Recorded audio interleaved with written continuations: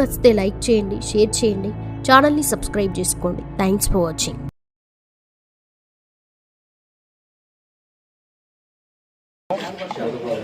మనం గోళ్ళ మాలకొండయ్య గారి ఇంటి ముందున్నాము. వారి ఇంట్లో పెను విషాదం ఈ రోజున. వారి కొడుకు గోళ్ళ రమేష్, అలాగే వాళ్ళ కోడలు గోళ్ళ అనూష, కూతురు మన్విత,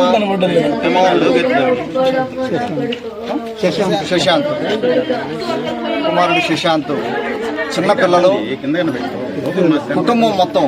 అంటే వాళ్ళ మాలకొండయ్య గారి కుటుంబంలో వాళ్ళ కూతురి బిడ్డనే ఇచ్చి చేయడం జరిగింది. ఒకే కుటుంబంలోనే నలుగురిని పోగొట్టుకున్న సందర్భం. ఈ కర్నూలులో జరిగిన బస్సు ప్రమాదం తీవ్రంగా అందరినీ కలిచివేసింది.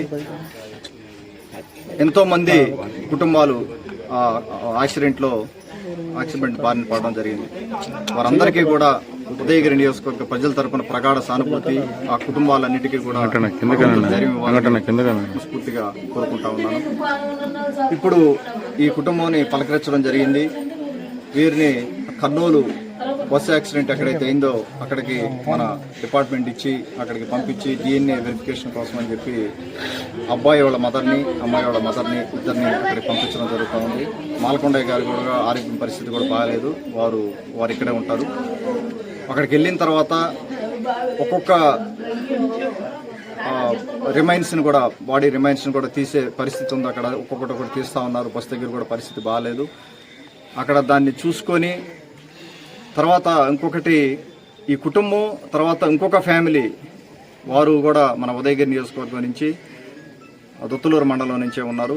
వాళ్ళు ఈ రెండు కుటుంబాలు దీపావళి సందర్భంగా హైదరాబాదు టూర్కి వెళ్ళి టూర్ ప్రోగ్రాంలు అన్నీ అయిపోయిన తర్వాత వాళ్ళు తిరిగి వచ్చే సందర్భంలో 8 మంది, ఒక కుటుంబం తప్పించుకోగలిగింది కానీ ఇంకో కుటుంబం ప్రమాద బారిన పడడం జరిగింది. వారు ఉన్న ఇన్ఫర్మేషన్ ప్రకారం వారు కూడా బస్ దగ్గరే ఉన్నారు.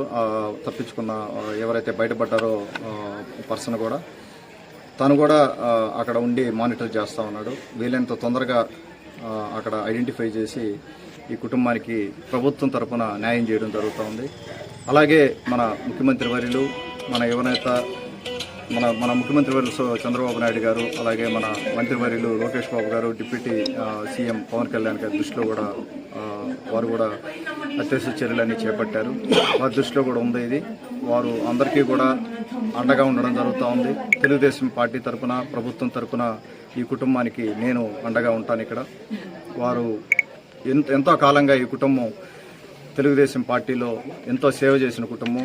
చనిపోయిన రమేష్ కానీ, నాకు మొన్న ఎలక్షన్స్ అప్పుడు కానీ ప్రధానంగా మనకు ఉన్న సందర్భం, అందరినీ పలకరించే సందర్భం, అందరికీ కూడా మా తల్లనాల ఎక్కడ ఏదైనా కష్టం ఉన్నా కూడా ముందుండే నడిచిన కుటుంబం ఇది. వారికి కష్టం రావడం చాలా బాధగా ఉంది. వారికి ఈ ఊరు తరపున ఊరు వారందరూ కూడా అండగా ఉండడం జరిగింది. ఈ రోజున వారిని ఇక్కడే ఉండి మానిటర్ చేసి అన్ని కార్యక్రమాలు అయ్యేంత వరకు ఉండి వాళ్ళ కుటుంబానికి అండగా ఉంటానని మనస్ఫూర్తిగా చెప్తా ఉన్నాను. చూసారుగా ఫ్రెండ్స్, వీడియో నచ్చితే లైక్ చేయండి, షేర్ చేయండి, ఛానల్ని సబ్స్క్రైబ్ చేసుకోండి. Thanks for watching.